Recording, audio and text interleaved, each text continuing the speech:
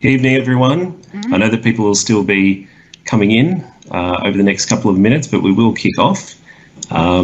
Welcome to Teach Meet One Thing, a quick half-hour Teach Meet online to celebrate all the different things that, or some of all the awesome stuff that we're doing around the country. So we have some speakers from New South Wales, some speakers from Victoria, and what we've managed to do is get a collection of people who are sharing one thing that's working for them in their particular context, and hopefully by the end of this half-hour session you'll be able to take something away, one thing, maybe all of them, into your own contexts, or maybe just be a bit inspired. All of our presenters have various profiles online, including myself, and all of them I'm sure would be happy to follow up with you either in public in forums like Twitter or LinkedIn, or be contacted in some other way. So they'll put their own emails and things like that to people, I'm sure, in direct messages and things. So get in touch with them, find them, have a look at their names, and listen to their ideas, and hopefully you can connect with them after the fact. So this is the start of a conversation. That's what Teach Meets are. And hopefully wherever you are, whatever your context is, hopefully you have enough toilet paper to get you through, and tonight all we can offer is a few ideas to keep you going. So hello everyone, hello to our 60 attendees that we have watching from all over the place, and we're going to kick off first of all with Simon Harper, and he's going to explain a little bit more about Teach Meet and get started on the presentations. Thanks, Simon. And okay. Share. Now I'm off mute. Hi guys, welcome. Hasn't the world changed in the last couple of weeks for us? Look, I just want to say a big shout out to everyone in Teach Meet land across Australia, and hopefully we've got some people coming in from overseas. Now, I am the head teacher of technology and learning at a very large public high school in Sydney, and my one thing is, how do you actually work with 135 teachers? Now, I could see this coming, and I've actually set up a few things, but a lot of teachers didn't ask any questions until literally our doors closed and we went to online learning. So I want to show you the Kalara BYOD Learning Hub, and what we did was we set up, I created this. Simon, share your screen in. Just share your screen in from Teams. Yep, not yet. Not yet, okay. But we can All see right, your there we fabulous face. All right. All right, off you go. So if you have a look here, this Kalara BYOD Hub, and I've created this for our teachers, creating quality online learning environments. Now, there's lots and lots of tools out there, and when things come down to it, people are like, oh, I want to learn about the tool, but it's more about the pedagogy, and it's about filtering out a lot of the information that's just been absolutely hammered at teachers. So this page starts off with some beginner training links, and I really didn't want a training page. It's more about ideas. So a lot of people, we've worked on a blended approach to learning, but we've never actually gone to a full online. And it's interesting, anyone from any system, anywhere I've spoken to has had the same sort of epiphany that this is really hard and it's really different. So I've created this for our teachers, but for anyone who wants to have a look. So first of all, asking, what should you consider in an online space? I'm a big fan of SAMR. I think it's very simple, but it actually works really well for teachers to sort of understand how we go from just putting a worksheet up online. At the moment, we're working on how teachers can add a little bit more engagement, collaborative activities, and using different tools. So we're a combination of Google and Microsoft and a bit of everything in our school. So there's Google Classrooms used, we use Microsoft Teams, and things like using slides and docs for collaboration, polls, the incredible PowerPoint recorder, how you can sort of transform a PowerPoint into quite an interactive video very quickly. I am a huge Class OneNote fan. I love it. And Microsoft Teams. There are so many ways that we can actually bring there. Flipgrid, and my 3 minutes is up already. Assessment approaches. We're a very traditional high school, and a lot of people are like, how are we going to give them their paper exam? I'm like, well, we're not. using, self-marking quizzes, Quizlets, ways, websites. Now that I'll put that page into the chat, and I'm going to hand back over. Thank you, guys. Cool. Thanks, Simon. Really appreciate it. I think most schools are still struggling through finding their way through in their own context, things like that. So Simon's got a wonderful example there of what one school is trying to do to communicate effectively with parents and all stakeholders. So a great point of reference for everyone, I think, to be able to improve our communications through this crazy time. Next up, we have Michael. Michael, do you want to introduce yourself and get cracking? Yeah, hi everyone. My name is Michael. I'm now living on the Gold Coast, working at an independent school up here. So I'll share my screen. Can everyone see that? Yep, you're good to go. We can see it. It's just an hour behind Michael, but that's all right. Keep going. Good. Good. When you're ready, Michael. All right.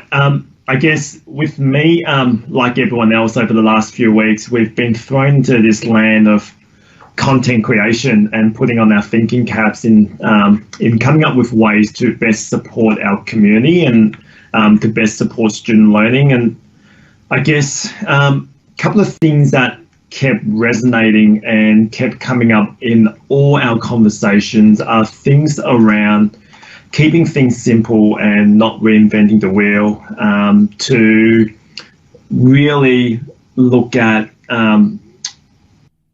setting clear expectations and communicating that in a timely manner, reassuring teachers and students that if things don't work well, it is okay, and things get messy when we're trying something new and when we're ideating in such short amount of time on things that would generally take months and months to implement.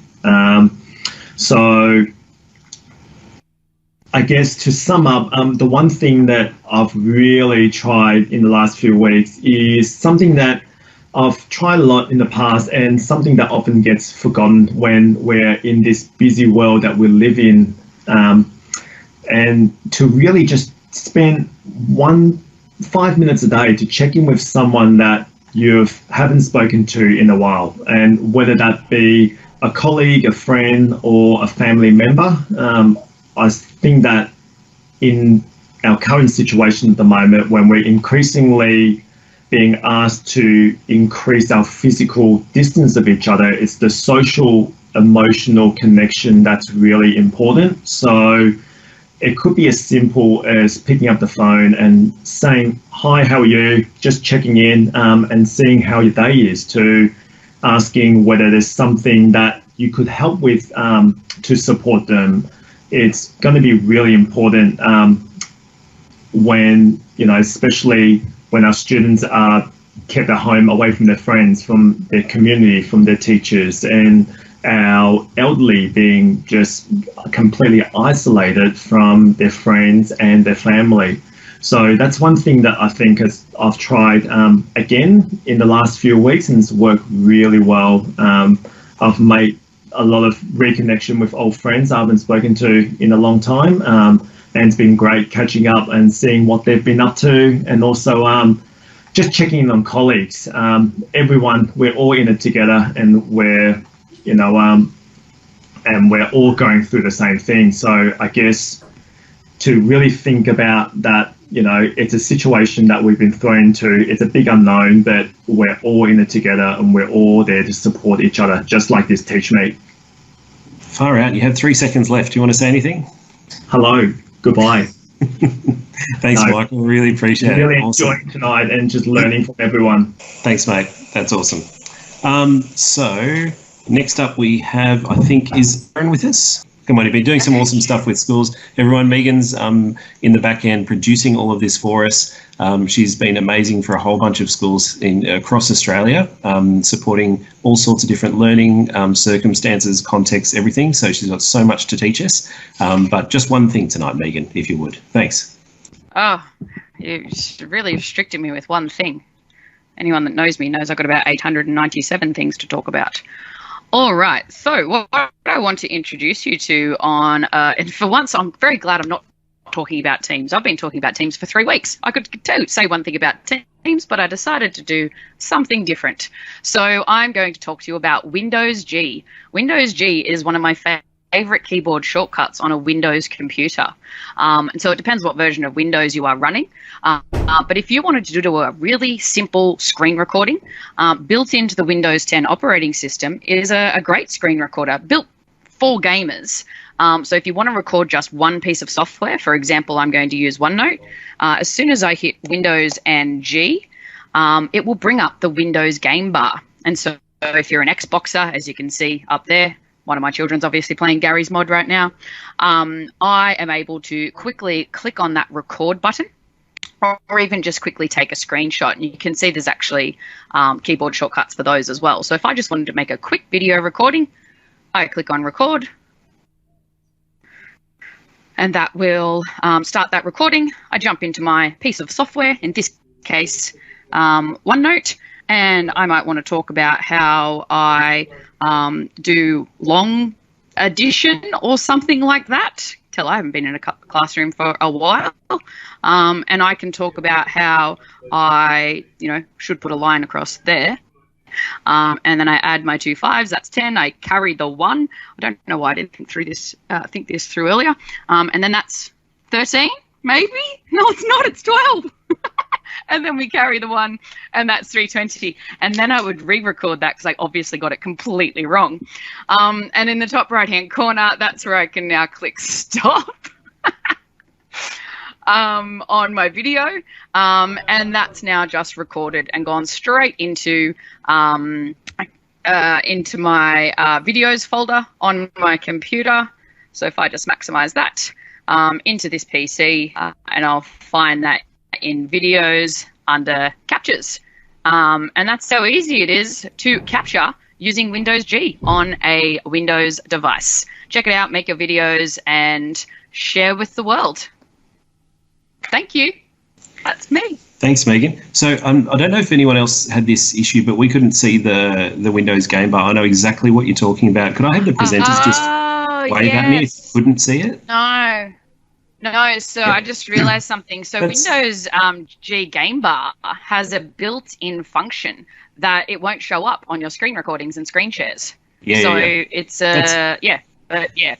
That's cool, but trust me, everyone, and trust Megan, because it does work. So we've actually advised our school to use that to upload those videos into Stream, and then to embed the videos from Stream into our learning management system. That's the sort of how-to guide that we've suggested our staff at OMC, the procedure that we suggest people follow to record instructional videos, and it's working really, really well. We only just discovered Stream just in time to be able to do this. It's like you probably cringe at me saying this, Megan, but it's like an internal Microsoft version of YouTube for your organisation, and it works well. It is brilliant. It creates all sorts of things like transcripts as well, and I'm just sucking up the last 30 seconds that Megan didn't use, by the way, to keep promoting that game bar. So give it a go, if you need any help with it, there's heaps of information online about it too. So I highly recommend using the game bar as well to record those instructional videos from your screen. It's awesome. So next, I think we are up to Steve. I think we're up to you, mate. What I'll do is Steve's going to do his presentation, and then he's actually going to talk about another opportunity to join in a Teach Meet like this. And then what we might do at the end is, if you have, just while Steve's doing his presentation, listen to him very, very closely, of course. But if you have any burning questions for any of our presenters so far, do pop them into the live Q&A. Megan, did you quickly want to mention how to do that? Because I'll probably stuff it up. No, that's okay. So on your screen, no matter which device you're joining from, you should see a little Q&A panel, and you'll be able to jump in there and ask questions. So thanks to everyone who's shared and spoken up so far. Cool, thanks, Megan. So I'll throw. Oh, sorry, you go ahead. Yeah, if Steve just wants to share his screen in, that'd be great. Great. Okay, over to you, Steve. Alrighty. So first things first, I was trying to decide, all right, will people be wearing shirts or T-shirts? I made the wrong choice. Everyone else is in a t-shirt. All right, so my name's Stephen Kohler. I'm about all these things: instructional video, flip learning, edu reading, and teachers across borders Australia. Normally, I would be talking about instructional video, but obviously due to the situation, everyone's doing that already. And here are some sort of pictures I've collected from the internet of people doing these things. Obviously, one of them is me.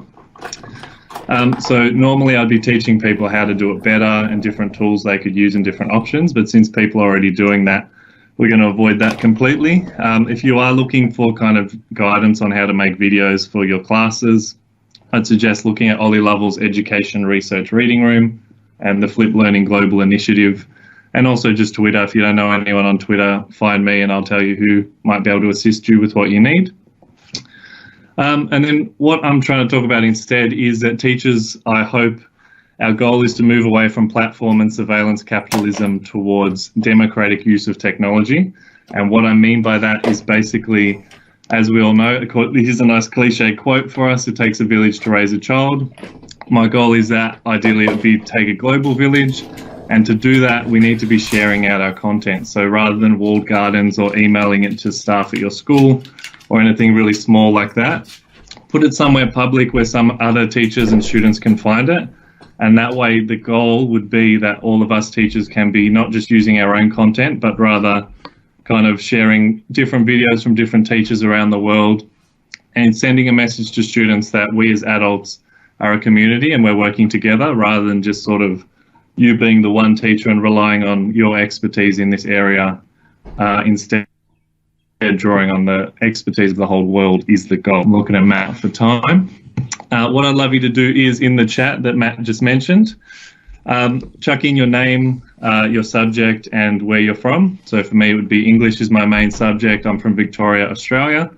And try and connect with someone in the chat and sort of try and make a connection. Obviously, Teach Meets traditionally are face-to-face, of course, and the idea is that you network and you meet new people. So if you want to try and use the chat function for that, and then some questions, as Matt said, that'll give us some time to sort of make connections with one another and then respond to questions you may have. So how did I do, Matt? Where are we at? Mate, you still got another 27 seconds. What do you want to do with them? Amazing. All right, so my tip would be there's a software that I use called online broadcasting software. The Windows game bar does the same thing. There's a million different tools that you can use, but what I'm trying to promote is instead that you focus on making that stuff available. So rather than stuffing around with new technology, spend the extra 2, 3, 4, 5 minutes to add tags and to give it a proper title and to make it available online for other people. Is my suggestion. So, where are we? I'm going to try to share my screen back in, which went away from me there. Basically, we're going to try run another one of these next week. Next Wednesday, 8th of April, 8 p.m, so half an hour earlier than this one. If you want to sign up, I'm running Melbourne Teach Meet, so you can follow that link. It's not necessarily tied to Melbourne or any geographic area. But it's just a simple form that you fill in that'll give me email and that sort of stuff, so I can contact you and let you know the links once we've got them all set up.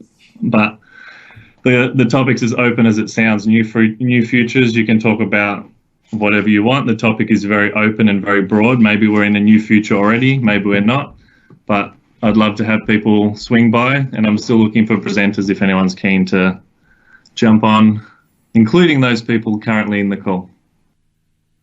Thank you. Cool. Thanks, Steve. Really appreciate it. I was just wondering, in the last few minutes, we've had some questions that have been answered very rapidly by Megan, which is fantastic. But Megan, did you want to do a final talk? Like, say, we've had a couple of questions, I think, about sort of suggesting that some schools or some classes perhaps have nothing right now in terms of communicating with their students or doing some sort of live collaboration or something like this to connect with their students, knowing that they'd have to go through the usual child protection and school policy and whatever context they've got, go through those usual checks. But do you just want to talk through the features of Teams, for example, as a place or as a platform that people could use to basically switch on something like this tomorrow if they had to, and what those key features you found most used by teachers are? And I've only got 3 minutes. You can take 4. My fabulous colleague Dan Bowen is on the line, so if he wants to chime in, feel free. But we're seeing rapid adoption of Teams. Teams has been around for about 3 years now. The good news is that most people actually have, or most schools actually have Microsoft Teams as a part of their Office 365 subscription. And so getting set up and using it quickly is very much possible in today's fast-moving environment. And so students are already going to be using the account details that they have. It is secure. The Teams experience is saved on Australian servers. In most instances, you do need to probably check with your IT department on that. So when it comes to data integrity and privacy, it is a very safe place to operate. And then we have the governance around Microsoft Teams. So an IT department can go in and really customize the user experience in Teams. So in New South Wales Department of Ed, where I do a lot of work, the chat functionality has been turned off for students. So students can't chat with one another because they have enough ways that they can chat together. And so that governance piece in Teams, I think, is the best part of Teams. There's great functionality for class spaces and staff spaces, but I really do think that governance piece is a really important one when it comes to child protection, being able to control whether students turn their videos on or off according to the school's policies, and making that the place to do not just remote teaching, but flexible teaching and blended teaching when we hopefully get back to whatever normal will be. So hopefully that's how Can I just add something across the top there, Megan, while you're talking? You can you hear me? There was a quick couple of questions in the chat there earlier on. People are asking about the integration element. So lots of people might be using other tools and platforms as well. So for example, you might be using, somebody said they were using Zoom, for example, or whatever it might be. The Teams element integrates between quite a lot of third-party apps. So you can use it as the glue. So we've seen lots of schools doing that as well. So somebody said they were using Schoolbox. So you could use it as that component to do the remote teaching, to do your assignments or the call functionality. Some people might be using, say, Zoom, and then, you might be happy using that element, but then there's no element to collect working and collaborate. So you can use it as an integrating feature. So we've seen a lot of people using it as an integrating tool rather than a tool on its own. Cool. Thanks, guys. Really appreciate it. So, just in my context, one of the last things I'll say is at OLMC, we've been using Teams since about mid last year, and we migrated everyone away from our typical sort of, T drive, which had its benefits, but also its drawbacks, into Teams completely. So every single department / KLA at the school, it has its own team within our environment. They've got their own channels for each course. Therefore, you have file structures that are based on that. You can have chats based on particular courses. It's reduced email traffic significantly because people just chuck their ideas, put their questions, and work in Teams. So it's been quite a success at our school, and we don't have a huge kind of e-learning or IT integration sort of support. It's kind of me and a couple of others, but people just were quite able to adopt it fairly quickly because we started small as well. And I guess that's my final message for today too. The whole point of doing a Teach Meet One thing as the start of this sort of series, I think it'll be, of online Teach Meets, is just try one thing. We're all going to make mistakes. We all are making mistakes. And I saw a tweet earlier today, I think, saying, something like we're making the best decision of bad decisions. But I don't think we're making bad decisions, but we have to make decisions. You can't just sit on your hands and do nothing, because that does nothing for our students either. So we're taking risks and we're making mistakes, and that's all good. So thanks so much to all our presenters. Thanks to Dan, thanks to Megan. We really appreciate your support to be able to do this. And I hope to see all of you through Twitter and in different places, and also back here when we can for another Teach Meet. And hopefully you sign up to Steve's one next week, and we'll just roll through. So if you want these Teach Meets to happen, someone I'm sure will host. And that's the whole point of Teach Meets, is that we can own it, we can run it, and do what we want within that world. So thanks so much, everyone. I really appreciate it, and hopefully that you have a great night, a great week. Take care of yourselves, and please do keep sharing, because I know a lot of people benefit from it and a lot of people appreciate it. So thanks, everyone. Really appreciate it. Have a good night. And we wrapped up with 3 minutes to go. So go on Twitter and share something. Thanks. See you, everyone.